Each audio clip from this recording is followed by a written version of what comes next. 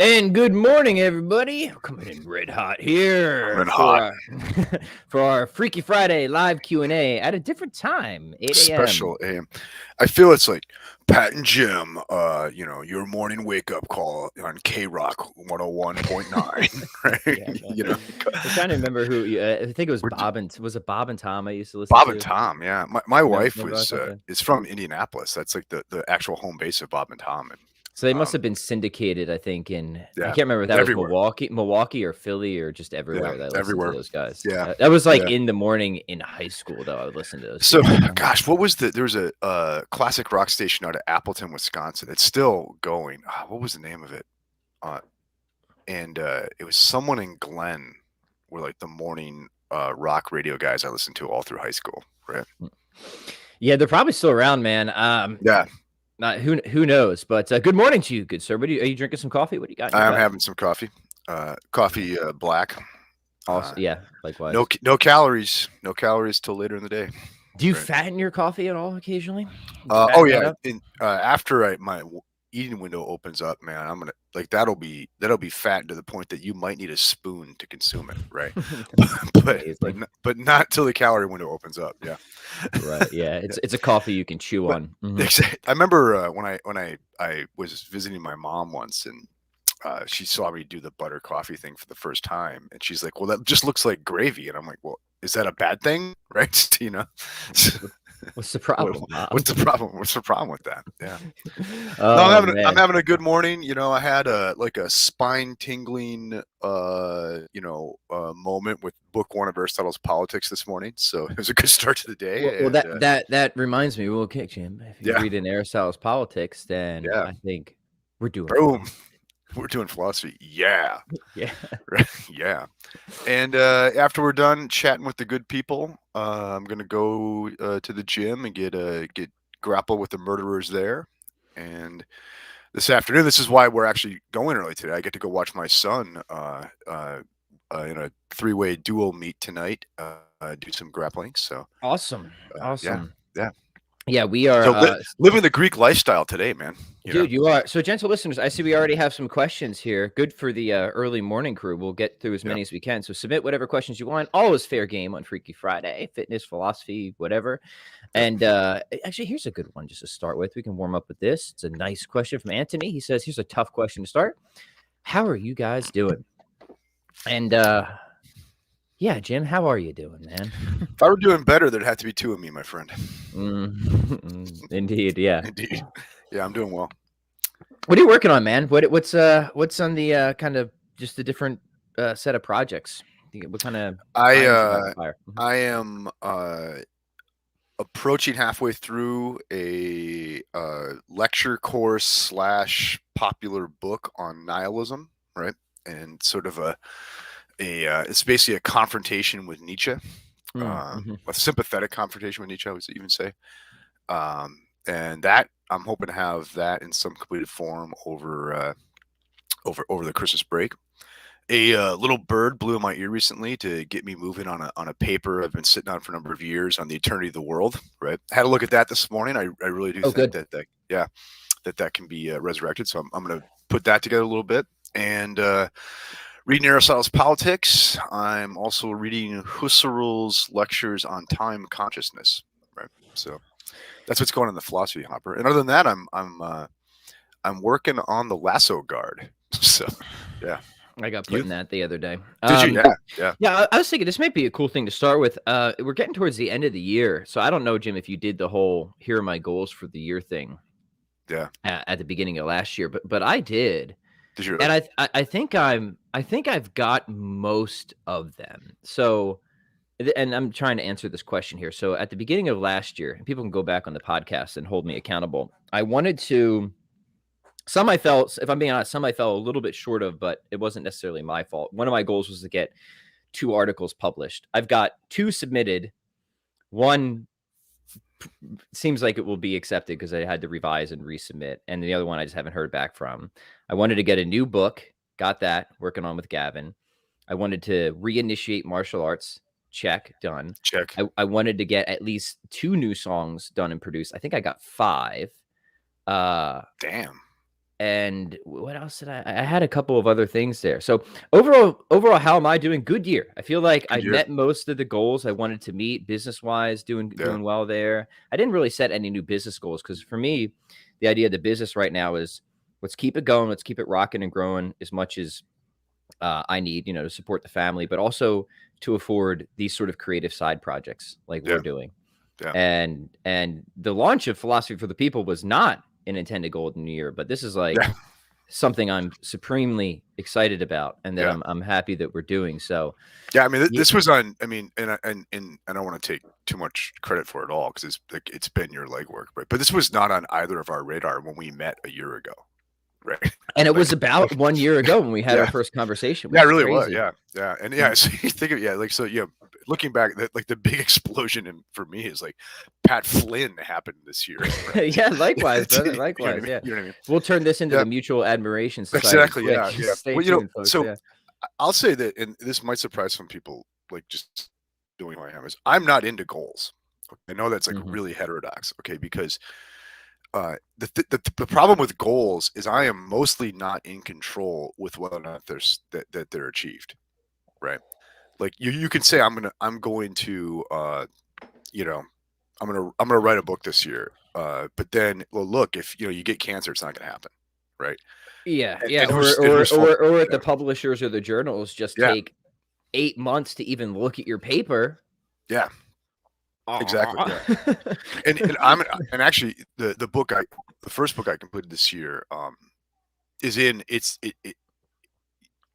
by no one's fault, but just like being has spoken such that that's been slowed down because of something going on in other people's for very very good reason going on in other people's personal lives. It's just been slowed down, right? And so it's not my fault. It's no one's fault. It's just being has pushed back right against that project. Such a good way Yeah, of putting it. yeah.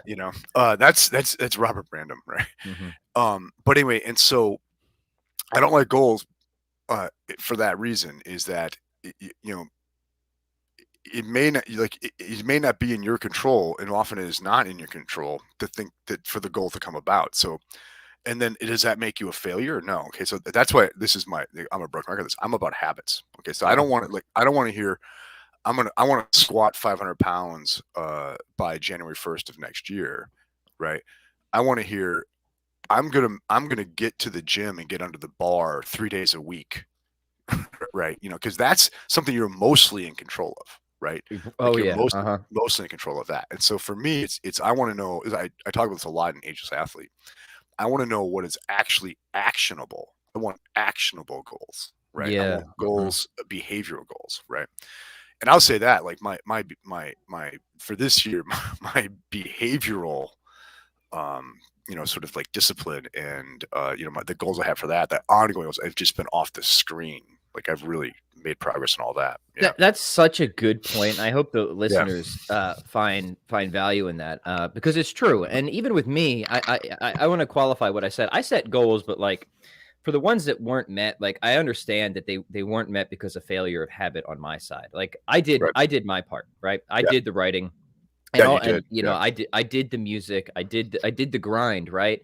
So I don't feel sad or bad that I didn't meet the goals, and I guess I will be able to check the box probably in the next couple of months, even if it's beyond deadline. But for all the goals that I set, I do set it knowing that hey, if I'm going to have to get one new song recorded on the guitar, I'm going to have a habit of playing at least 30 to 60 minutes a day, right? Because Yep. I just know that's what it takes, right? If I'm going to Yep. get at least a new book accepted and written, then I'm going to have to write at least probably 5,000 words a day, right? Yep. And I know that because I've just been through there, and I know that at least for Pat Flynn, I don't have the most efficient,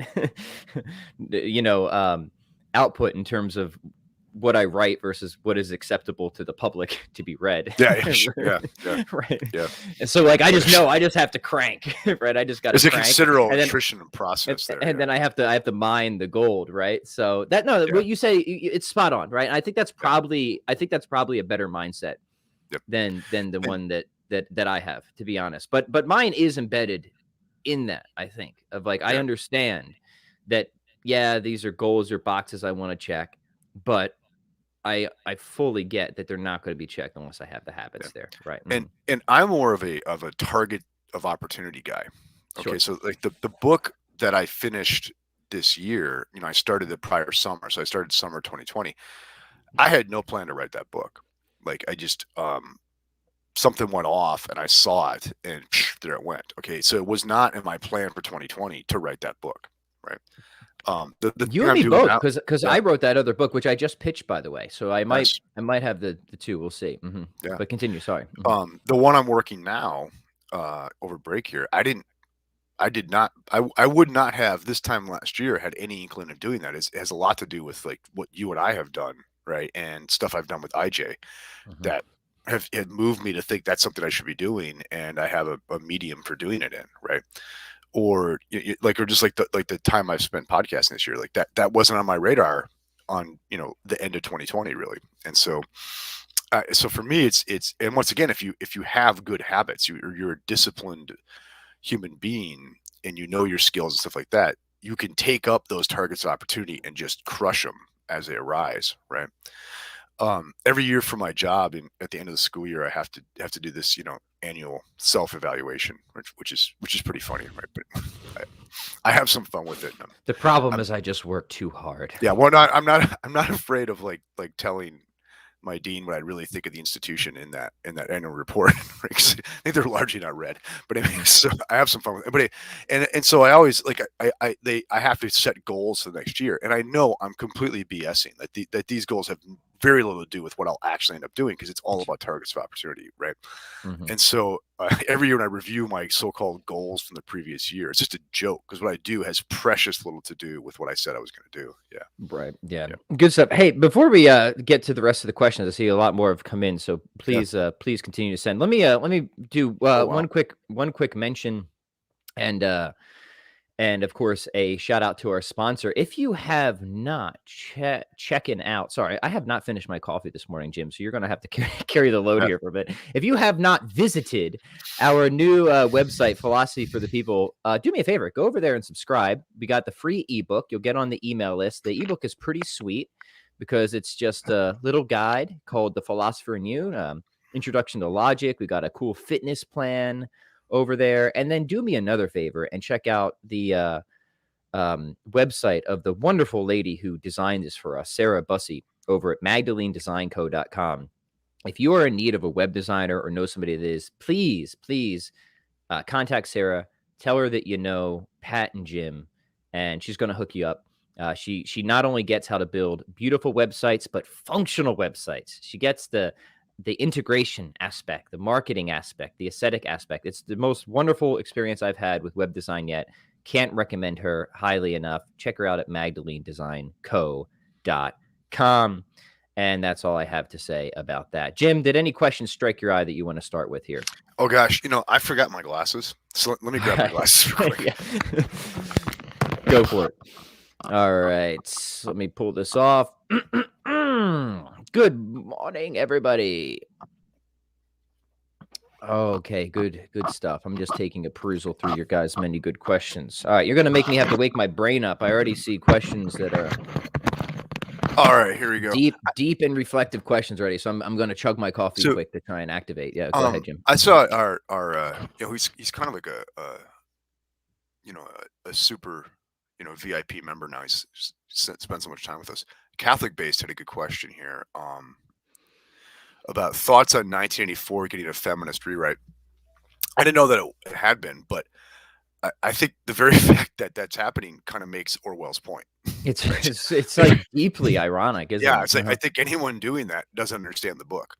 Because like, what are you doing? Like like one of the points that Orwell's making in that book is, in a totalitarian regime, um, ideas are completely plastic to with respect to the whim and the need of the regime to maintain itself in power, right? So you Right, can the just say, narrative, yeah. yeah, okay, even though we weren't actually at war with Oceania 10 years ago, we can now declare we've always been at war with Oceania, right? The 2 + 2 = 9, whatever it is. It is the book is a there's real agencies engaged in constant revision process, right? Revision process, because there's no past to which we're actually responsible to. Okay, and so now the idea of a feminist rewrite of Orwell. Well, okay, so it's like Orwell now is not I mean, he's kind of a man of the left, but now embarrassingly a man of the left to the left, because he's so not what they want to be, right? He's anti-totalitarian. Okay. Right. And so now what are we going to do? We're going to rewrite this thing to fit our current whim, and like that will become the new Orwell. And damn it if that's what the man actually thought, because there's no deeper fact of what he thought than what the regime says he thought, right? I mean, so it seems to me like given where we're going, I would expect that even, and like this is stuff we talked about in our Marcuse episodes, like even the things that are critical of the totalitarian state are going to then become incorporated into the totalitarian system, right? And here it is, yeah. Yeah. So by the way, gentle listeners, if you did not listen to our last episode of where we went through, what was it, chapter 6, Jim, of One Dimensional Man? Yeah. Even if you weren't generally interested in a study of that book, you're going to love that episode. If you liked the stuff that Jim just talked about, go listen to that episode, because we just covered a lot of philosophically relevant topics that were relevant to that chapter. So I just want to encourage people to go listen to that.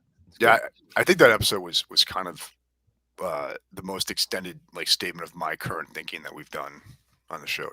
Yeah, and that's what's kind of cool about our series. Again, I want to encourage people, if you haven't hopped into our series on Plato or Marcuse, we are covering the book. We are covering the material. We want to help people understand the ideas, but we are making frequent tie-ins to culturally relevant situations as well. So I think you guys will enjoy that. Which any good teaching should, or you have to, the matter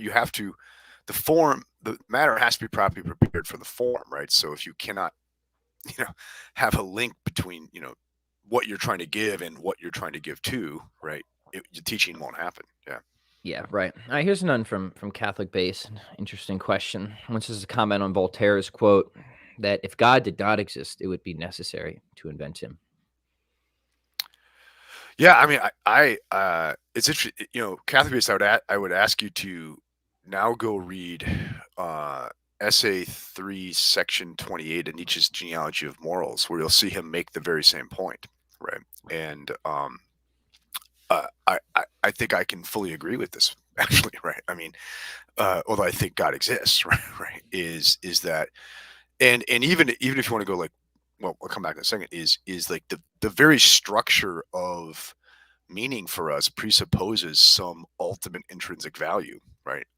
Which is what Nietzsche means by God, right? Mm-hmm. And without that, like Nietzsche's view is without that ultimate, structure of intrinsic value, around which to base life, human beings, as he put it, as a species would fall into suicidal nihilism, right? This is why for Nietzsche, God is dead is not good news, right? On the whole, right? And also I think work by evolutionary psychologists like Matt Rossano, really make this point that the supernatural belief in a way that structures human life is intrinsic to human nature. This is one of our great evolutionary advantages. Okay.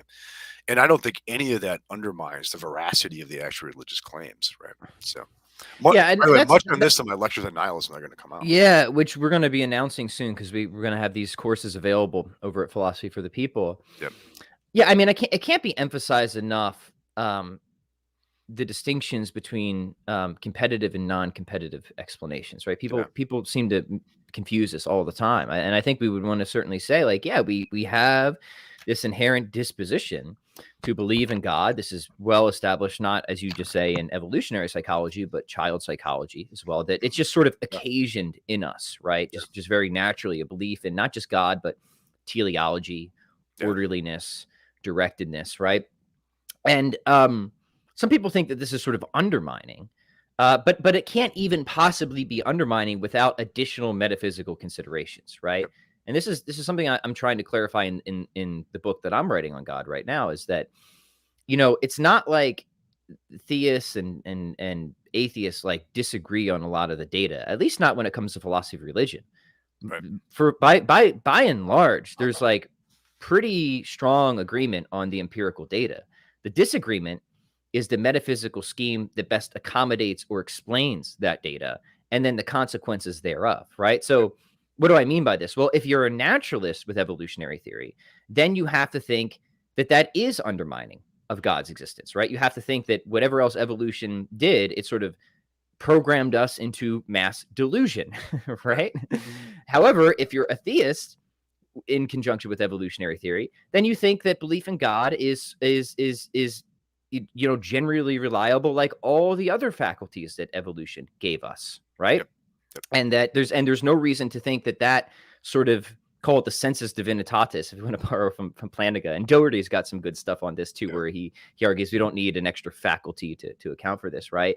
That the sense of the divine is something that we shouldn't think is any generally less reliable than any of our other cognitive faculties, unless, of course, you have a sort of metaphysical presupposition to the contrary. So I just wanted to highlight that point you brought out, Jim, because it's a point that I find of constant confusion in these conversations. And by the way, this is Nietzsche's point too. You could say, using Voltaire's metaphor here, if there weren't abiding substantial objects that could be tracked according to causal laws, human beings would have to invent the delusion of them. right. I mean, it's the same thing. I mean, if Dennett's right. Like, evolutionary thought, if you think of it as an acid, is a universal acid, and it's going to dissolve everything. Now, I think Dennett's pretty selective in what it does or doesn't dissolve, right? So either it dissolves stuff. It's not nearly as universal for Dennett as he wants to claim it is. As he wants to claim, yeah. Because that our sense that there are physical objects that can be tracked by causal laws, that somehow goes unscathed, right? Okay, but everything else goes. Okay, and this, and I'm telling you, like, the first guy to really hit that on the head in the Western tradition was Nietzsche. Right. Like, he's like, hey, if God is dead, then God is dead, and everything goes with it. Right? Yeah, and for me, like, the more I've thought about this, like, obviously, I think, like, the metaphysical necessity of God means we have an objective probability of one, right? Yeah, so for me, it's hard. It's hard, like, and we can talk about epistemic, or subjective probabilities, and that kind of gets into the Bayesian game we've been playing. But for me, it becomes increasingly hard to even entertain these counterfactuals because there's so much to me that is contingent upon what I think is metaphysically necessary. Yep. So to me, it's kind of like toying around with an idea that I don't think is really possible in the first place. Right. Interesting, but at the end of the day, I'm not sure how useful it is. Right. Anyway, good question though, and hopefully, good question. All right, let's see here. Jim, feel free to don't let me hog the feed please. Here. Hello, back to you, and Antonio. Let's see. Tomega has a question here. Hey, I'm a new Catholic with 2 daughters suffering from genetic disorders and haven't found many people writing on this. Is this just a problem of evil and suffering? I think Brian Cross has some really good stuff on evil and suffering, but of course I'm going to recommend to you, Tomega, somebody who I think will speak directly to what you're living with is Eleanor Stump and her book, Wandering in Darkness. I've found no more a beautiful and philosophically rigorous account of the purpose of suffering, of all kinds of suffering and evil, than Stump's Wandering in Darkness. And she does a great job. And she's got a couple of lectures with the Thomistic Institute as well, of talking about whole person flourishing and understanding what a person is and how people can flourish as a whole person, even with various disorders, various dysfunction. And she uses a great number of historical examples to like Harriet Tubman and people like that to highlight this point. So I just want to point you in the direction of Eleanor Stump's work. I think you'll find that very helpful, probably to what you're talking about. Another short book that I found really helpful, I just recommended in my email today, is a book called Why I Must Suffer. Jim, I don't know if you've read this one. I have not read that one. It's an old book from the 1930s by a priest named Father Remler, and I'm just going to grab it off of YouTube and put it in here. And it was a book that it was recommended to me, and I honestly didn't have that high expectations because it's thin. But damn, that book was really moving, really powerful, both from like a pastoral perspective and a theological perspective. So Tomega, I would commend that as well. That's a much shorter, thinner read. Stump's Wandering in Darkness is like some 800 pages. But to me, it's necessary. It's necessary reading. So Jim, I don't know if you I'm sorry I checked out this. I was actually trying to find the guy's info, but there's a friend of mine, JD Flynn, who edits one of the big Catholic news websites out there. And go find him on Twitter, because he has children in this situation and has thought and prayed about this in great detail over the years. He's a very smart guy. And go find JD Flynn on Twitter, and reach out to him. I'm sure he has resources for you. Is that what's the website? Is that the Catholic Pillar? Is that the website? Yeah, it's the Pillar. Yeah, the Pillar. Yeah. Okay. Yeah. I haven't. I can't say I've read it much, but I've heard people speak well of it before. Yeah, Flynn's an interesting guy, smart guy, a canonist, and with a name like Flynn. I mean, yeah, and just like a good dude, really good dude. Yeah. Yeah. Okay, good. Yeah, good questions here. Let's keep perusing through. All right, here's one on Plato for you, Jim. Creative Retrieval wants to know if the tradition regards a certain dialogue as part of Plato's corpus, and we later find out via historical critical method that Plato isn't the author. Does it matter? Why or why not? Especially if the quote Plato we've inherited from history has him as the author. Also, why is your neighbor so awesome? I first of all, Creative Retrieval is that's an awesome name. So thank you. That's good. So I think that's what I'm trying to do. I don't care. Actually, why is my neighbor so awesome? Is this somebody you know, but you don't know that? There's a number of neighbors of mine who that very well could be. So I'm looking for you, Creative Retrieval. Anyway, so I don't think it matters. I don't think it matters at all. I once scandalized with people saying we could discover tomorrow that there is no such figure as Aristotle, and it wouldn't change the value of that corpus of texts, right? And I have similar views about the authorship of the Gospels, right? It could turn out there is no single figure that is Saint John, but and this is actually Ratzinger's view too, right? It wouldn't change the meaning or value or even the canonical status of those texts, right? So, yeah, if it turned out tomorrow, like the historical figure Plato did not write the Republic, I don't think it matters, right? It doesn't change the arguments. It doesn't change the influence it had that on Western history, right? So I think these are interesting questions, but I don't think they matter for me as a philosopher in my relationship to those texts, right? I am loyal to the text, not to the historical figure, right? I'm not doing hagiography when I'm studying Plato, right? Yeah, good question. Here's a question on simplicity. Giovanni says, how does divine simplicity interact with God's divine attributes? For example, what does it mean for God's power to be the same as his knowledge? Any good books on this for dummies and beginners? Well, the one I'm writing with Gavin will cover this in a fair amount. It's funny. We were just mentioning Jeff Brower. Yeah. Jim. I don't think that'd be a good beginner introduction. No. He's got a really nice article where he develops his truth maker theory of divine simplicity. I'm trying to think of some. Brian Davis, I think, is a good introduction. Thinking about God, Giovanni. Or what is his book, Aquinas on Evil? That's another good one. That would be a very good place to start.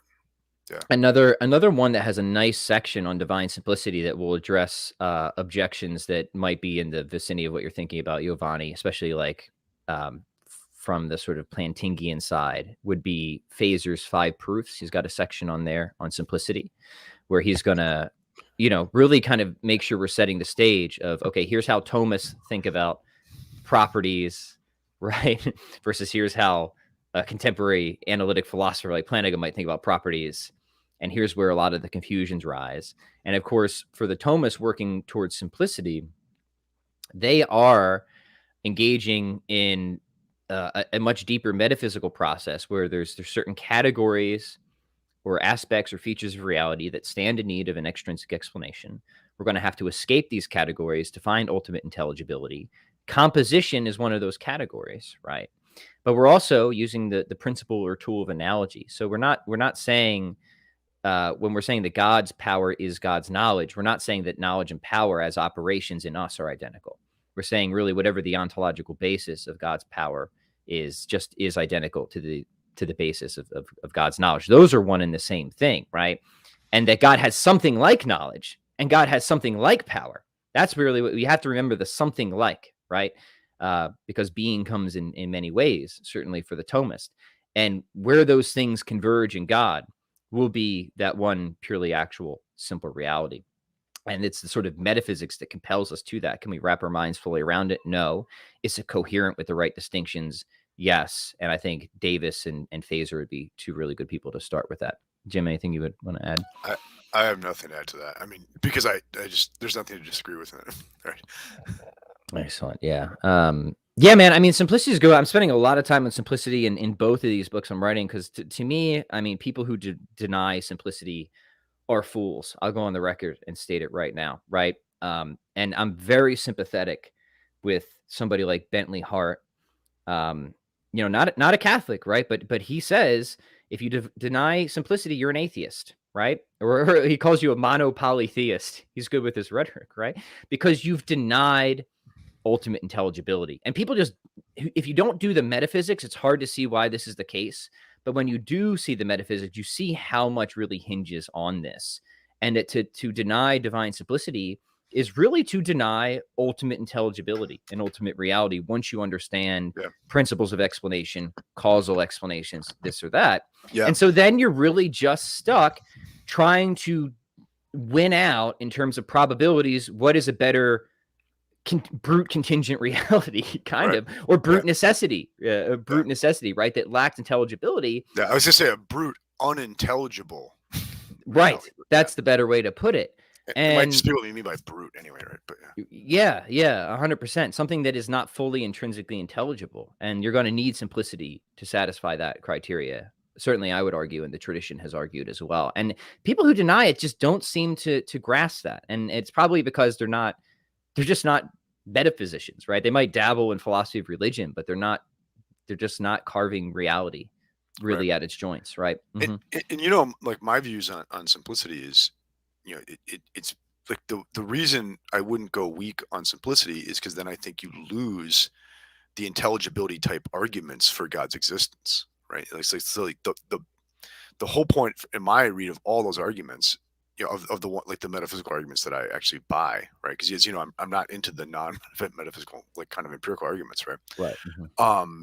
Is that it's the one over the many. All of them, I think, just come down to one over the many. There has to be an ultimate unity, right, behind plurality, right? It's not just turtle shells all the way down, okay? And if that unity itself ends up being divided, well then you have, like, you haven't finished your work yet, or you have to deny one of those original premises about the one and the many, right? And so for me, like to go weak on simplicity is to go weak on the existence of God, right? Like, period. Yeah. Again, no disagreement. No disagreement. Yeah. No disagreement. Jim, you probably have some thoughts on this because I think you've spoken about this before. Yeah. Thoughts on von Frossen's scientific anti-realism? He says Axel here says he finds it quite compelling, at least in contrast to realist positions where theories and models are, quote, literally true. Yeah, I'm a big fan of von Frossen, right? And can you give the gentle listeners the brief rundown? Yeah, well, von Frossen, the two books I recommend by von Frossen are the Scientific Image, which is really his reaction to the extreme scientific realism of Wilfrid Sellars, who said, like, science is the measure of all things, that it is, that it is, that it is not, that it is not, right? Like the only ontology available for Sellars is the going ontology of physics ultimately. And in a way, I mean, he struggled with it. And for von Frossen, he kind of building on, this is like really sloppy, but building on kind of Quinean principles about the way that theories are always underdetermined by evidence, right? Von Frossen actually thinks that, like, commitment to a scientific theory does not commit you to the actual existence of the entities that it posits, okay? Because as soon as we've gone to the point of non-observable theoretical entities, we're talking about black box entities now. Like, well, what is an electron? Well, it's a negatively charged particle. What does it mean to be negatively charged? Well, it means it does certain things under certain conditions, period, right? But no, we could have called that a leprechaun, with like fruity power or whatever, right? You know what I mean? Like it just is what it does, and there's no deeper story about what it is at that point. Okay, and so in what sense is that committing me to the existence of an entity as opposed to this is a construction that lets me, simplify the mathematics under one variable, right? Mm-hmm. To give not an explanation but a prediction of behavior, right? Um, in this ties in with stuff we talked about yesterday, that or the other day, is that really what we're talking about in modern natural science are the operationalization of things, right? Not a description of their being. Okay, and that's basically like what von Frosten is defending, and his most recent book, The Empirical Stance, is really brilliant. I think it's a great book. It blew me away a couple years ago. Yeah, so I Very would cool. I would characterize myself as a sort of scientific anti-realist. Now, it doesn't mean I'm anti-science. I have to be careful with that. Okay, right? It's just that I don't think the entities posited by science are things that we're committed to ontologically. Yeah. Right, and that is, I don't know how many people hold that view, but that is a going view among scientists and philosophers of Oh, it's science, right? legit. Yeah, Yeah, totally it's legit. very Yeah. legit. Yeah, Perfectly. I mean, von Frost's an interesting guy. He's a Roman Catholic and converted, but it has nothing to do with his scientific anti-realism. Like he holds these things apart, right? right. Like I'm trying to think. Like even I don't know where he finally landed up, but I mean, even Stephen Hawking for a while played with an instrumentalist Yeah, anti-realist view, right? and he was pretty, I think, like disingenuous about it too. Like in his popular writings, He was he's like, certainly inconsistent, yeah, right, in his yeah. His presentation. popular writings, he was like, that make sound like this hardcore, scientific realist, and and then you like read some of his more technical stuff in philosophy of science was, well, I'm not really saying this stuff exists, right? Yeah, Right. Right. Yeah. Which is I hate when people do that, right? When yeah, they put something out on a popular level that they really don't believe or would yeah, quickly retreat from on a professional yeah. level. Just very disingenuous, right? Anyway, good question. So, Von Frosten, cheers to you, my friend. Anthony wants to know what do you think was the best decision that pushed you to improve your lives and help complete this year's goals? We could change Oh that man, to habits if we want, Jim. But this is another good question. This is that's a from great Anthony. question. Um, I mean, for me, man, I just love this stuff. I just love it. Right? I mean, there's a lot of motivating factors for me for all the philosophy stuff and the book stuff. I mean, I love it. I love writing. I love researching. So that's not a hard thing for me to do. I love music. It's not a hard thing for me to do. I love fitness. That's not a hard thing for me to do. I Yeah, love right. martial arts. That's not a Yeah, hard thing for me to do. I mean, right. these are kind of cheap answers, but and there's other motivating factors too. I want to do it for the people. I want to do it for my family, right? I mean, my family is a huge motivating factor for me, not just what I leave behind, but what I do with them. A lot of this stuff I incorporate with my family, music, martial arts, not the technical stuff on divine simplicity yet, but we'll get there. So I mean, this has kind of been a theme of ours too, Jim. Is I mean, you got to find something that you're passionate about to tie these goals to. Yep. I've never found a way to motivate myself to do something I really don't care about. Right? If I'm gonna get myself to do something, I have to find a way to care about it and care about it deeply. And that's a tricky thing, but I think once you do that, the motivation side is no longer a serious question. It's just a matter of scheduling and you know uh, compartmentalization and those sorts of other things. So I don't know if that's a good answer, but Jim, Right. why don't you chime in? I don't know if these decisions like bear on the things that I've been able to complete or achieve this year. But I think there were two kind of decisions or reprioritizations that went on for me this year. It's like one, and they were recommitments, right? One was a recommitment to live in the real, right? To live primarily concerned with what is closest to me and not what is furthest from me. Okay. And so, um, like what's on CNN or Fox News is not the real world. That's not the real world. Okay. And that is not what is closest to me. That is what is furthest me for me. And it constantly competes to distract me from what is closest to me and what is real. right? And this year I've really, really like focused on having my focus and having my attention on what is actually close and what's actually real, right? Um, and secondly, another thing is that I just decided, like, reaffirmed to have charitable interpretations of the actions of the people that I know who love me, right? Uh, and rather than uncharitable interpretations, right? So I've really, really emphasized in my life this year, the people that I know are on my team, right? Okay, the people I know that have my back, um, to like constantly remind myself of that, so I don't fall into misinterpreting them and getting pissed about things that are probably perfectly innocent, right? Mm-hmm. Right. Like the people that you know that are committed to loving you, then you should always give it the most charitable possible interpretation of what they're doing, right? And that to me is like that. It's certain periods of my life I've had to remind myself of that. Yeah, Right. that's a good That's an reminder. important thing. That Yeah. is. Yeah. Mm-hmm. Yeah. Justin wants to know: are you familiar with Cornelius Von Til or Greg Bonson? I can't say I've engaged really with either of them. I've not read much of Van Til, if this is the one I'm thinking of, who's I think a scientist at Calvin, right? But a friend of mine, Mark Disher, and man, Mark Disher, if you're out there somewhere, reach out because you're a good dude and I haven't talked to you in years. I was Wrote a thinking Van Til, the Calvinist philosopher and theologian who's associated with presuppositionalism, but I could okay. be wrong. There was a Van Til that Mark Disher and I wrote a 2-article series in interaction with for a journal. It's one of the first things I published, and it was on the intelligent design debate. And let's see, the stance we took was critical of intelligent design,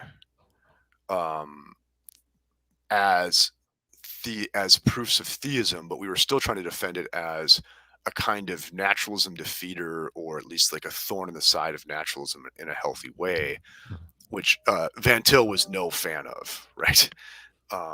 And so yeah, I think that's an article I wrote 20 years ago, so I don't even know how much I stand behind it. I'd have to go back and look at it, right? But yeah, that's my only interaction with Van Til. That reminds me If that it's the same Van Til, yeah. That reminds me that we wanted to do the series where we go back and look on some of our early work and see if it makes us laugh, and you know what I mean? Yeah. Oh, dumb stuff we wrote 20 years ago, or maybe smart stuff we wrote 20 years. I mean, 20 years ago was I writing nothing for me. Yeah. So the creative retrieval person has revealed himself to me. Oh, has he? Yes, and he is in fact my neighbor, and it's a fine philosopher in his own right. We should actually do an episode with this guy sometime. Yeah, dude. Come on in, buddy. It's a party here. Yeah. All right, let's keep rocking and rolling here. All right, fitness question. Switching to fitness here. Yeah, let's do fitness. Mike Tomey says, I love basic strength training, 5x5, starting strength, that kind of thing.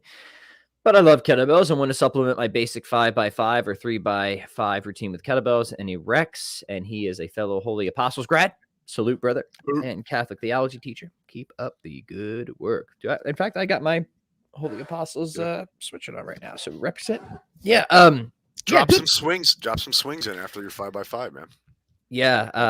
That's really the secret, man. If you're doing your basic strength training and you're happy with it, with the barbells and stuff like that, like, yeah, maybe you could swap in a few kettlebell variations. I mean, maybe you could swap in kettlebell overhead press for barbell overhead press. Might be friendlier on the shoulders, kettlebell front squats here and there. But I think the real supplement with kettlebells is going to be the ballistic, explosive, and metabolic stuff. Yep. So if you just had, if you just dropped in some swings at the end of your routines, or just had 1 or 2 days where you're just kind of doing the flows or the complexes, I think you're gonna have a much sort of you're going to be much more of a generalist. And I think that's where it's important to understand with different tools to understand, like, what is this tool best for? Yeah. What is it best? The kettlebell's good at a lot of things, but it's best, and I think, Jim, you would agree here, for the flows, for the complexes, for the swings, the explosive stuff. Yep. So if you already got your kind of basic strength work covered, then the kettlebell is just going to be an easy fit right into that category. Yep. And in I hate to like shamelessly plug here, but so Plug basically, away, man. basically what the listener is doing is something very similar to tactical barbell. That kind of moderate volume, sub-maximal weights, rinse and repeat. And in Aegis Athlete, I have a pretty detailed program on how to incorporate kind of a kettlebell swing challenge into that kind of program, right? So you might check that out in Aegis Athlete. It's basically taking your heavy bell and working up to being able to do 100 continuous swings with it, right? That's good. That's cool. Over a period of time. Yeah. And so if you might check that out, if you're looking, and it's an easy, it's like a 5 to 10 minute, or you can add at the end of your barbell program. Yeah. So check it out. Yeah. So just real quick, just one other point. If you're gonna fit the kettlebell into the strength work, then I think you're gonna want to take it exercise by exercise. Like the kettlebell's not going to replace the barbell for deadlifts. It's just not going to happen, right? Yeah. But again, I think it could replace it for overhead military press and might be a better option for most people's shoulder structures, right? Yeah. Squats, you could kind of go either way depending what you're looking for there, but certainly like Bulgarian split squats you can do with kettlebells to great effect, right? But it just is really hard to beat the barbell in terms of like just a pure brute raw strength. Doesn't mean you need a barbell to get strong, but if you're already using it and happy with it, then it's just a matter of kind of identifying where the kettlebell is more of a killer app and fitting it in kind of selectively there. Yep. Good question. Dwong wants to know favorite theologians after the scholastics. Who you got for us here, Jim? I enjoy Ronner. Yeah. Yeah. I got I am not a theologian, so let me just clarify that very quickly. I am starting to read a book by one of the people who had a number of quibbles with Jacques Maritain that I'm quite impressed with, and that's Father Nicolas. If you know who I'm talking about. And I'm so far very impressed with his theological work. So I would say I'm digging him right now. Somebody that I return to, I'm peeking at him here. He's a man of controversy, but I think he gets more flack from people who actually have not actually read him, but are just parroting talking points. Is Balthazar? Yeah. Gotcha. Yeah. Yeah, I mean, I don't go with him on everything, but I've been enriched by reading him, and I just like to emphasize that it just seems to me a lot of people who criticize him just have not read him, right? And this is a constant theme that you see is people refuse to read or engage work directly, but they'll hear somebody else that they admire or respect critique it, and then just kind of parrot what they say. No, Balthazar, I was really blown away by De Lubac's The Mystery of the Supernatural. And I know these are all like theologically controversial texts. I tell you, I go back to Teilhard de Chardin's Phenomenon Man frequently, right? I mean, these are all, I know, controversial texts and all that, but one need not be afraid of that. And also note that these are all theologians that were and are greatly loved by JP2 and Benedict and Ratzinger. So don't shy away from all that. Now, if you're going to ask me who my top is, whether you want to call him a scholastic or not, I mean, then people should know this by now. It's going to be Lonergan. Of course. It's just got like nobody to my mind is as rigorous and as satisfying, especially on like the really tough stuff, like predestination, nature, grace, Trinity, than Lonergan. So hands down, Lonergan's my top dude. But I've obviously sung his praises many times, so it's just trying to get some difference in there. All right, we can probably squeeze in one or two more here. Callum wants to know, here we'll just jump out of order for a little bit. Is overhead press easier on the shoulder for longevity than barbell variation? I want to say generally, yeah, because with the barbell, since your hands are fixed, you're not going to be able to kind of get the natural rotation, the external rotation that you can get with the kettlebell. So, what you often find is people who have issues with getting a barbell overhead, sometimes they have to kind of compensate in various ways, or it just doesn't work. Often, but not always, they'll find that the kettlebell pressing variation is more accessible and easier for them. So, yeah, I think if you have issues, I mean, if you can barbell press, no problem, feels good, no Yep. issue. I mean, go for it. Yep. I mean, but if you feel like, yeah, this just doesn't feel great for my shoulders, and I feel kind of cramped, I have to kind of, do the backwards lean and overarch and stuff like that, then I think trying the kettlebell pressing variations may help. And it might still Yeah. be tough with 2 kettlebells overhead. And if Yeah. that's the case, just do seesaw press, just do Yep. alternating or single arm press, right? You know what? I always tell people, go like this with your hands as if they're holding a barbell and pull them to your chest, to your shoulder. And how does that feel? Right. And I'll turn them so your hands are parallel. Right.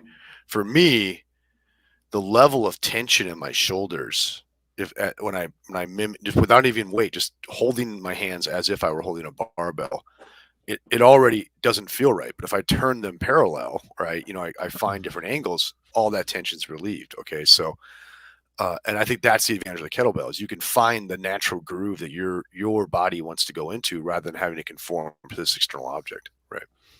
Right. And another thing too is if you're having pressing problems with your shoulders, this has become recently something I'm into via Pavel, is do jerks instead of strict presses. Because you can get a lot of very good tricep shoulder work out of that, but you're not grinding out of the hole, right? Yeah, absolutely. Yep. 100%. This is the agreement cast, by the way. Jim, pick the closer for us here. What do you want to finish with? What do I want? Okay, let's see here. Let me go back to my glasses. Put on the spectacles. Put my spectacles. Thanks for the great questions again, everyone. We always enjoy these jam sessions, and we hope you find them valuable. If, as Jim's picking the last one, do us a favor, guys. A couple things. Please like, please share, please comment after the video too. Those comments, the interaction, it really helps to grow the channels. Please subscribe over at Philosophy for the People.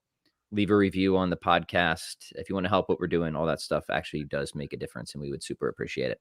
Let's see. I'm not finding one here.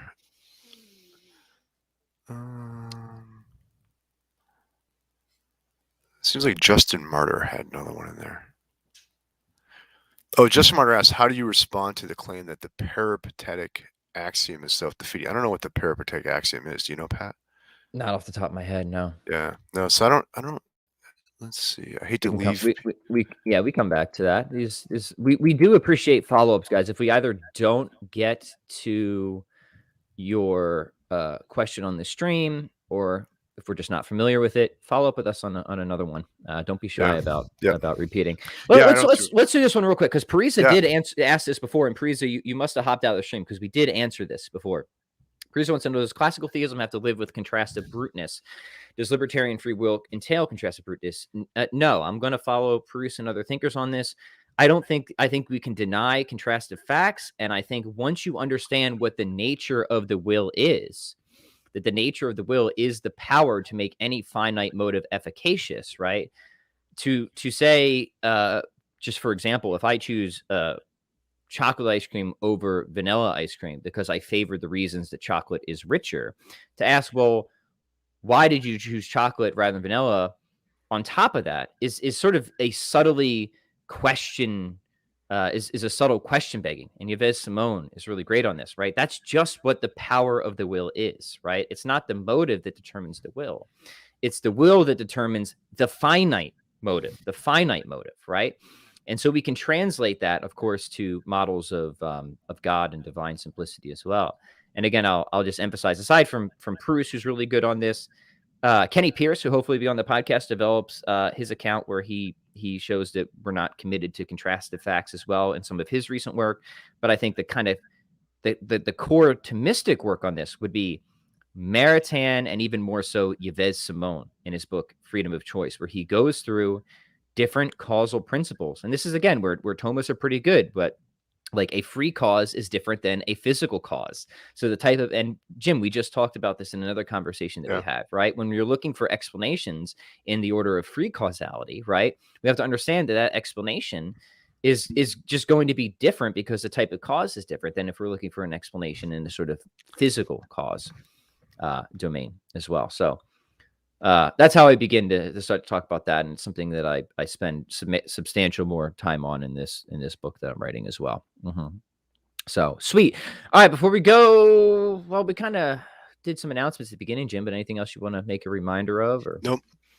I don't know if this I should run this by you before, but I was thinking next week we might do a chat about It's a Wonderful Life and A Christmas Carol. Oh, that'd be sweet. Yeah.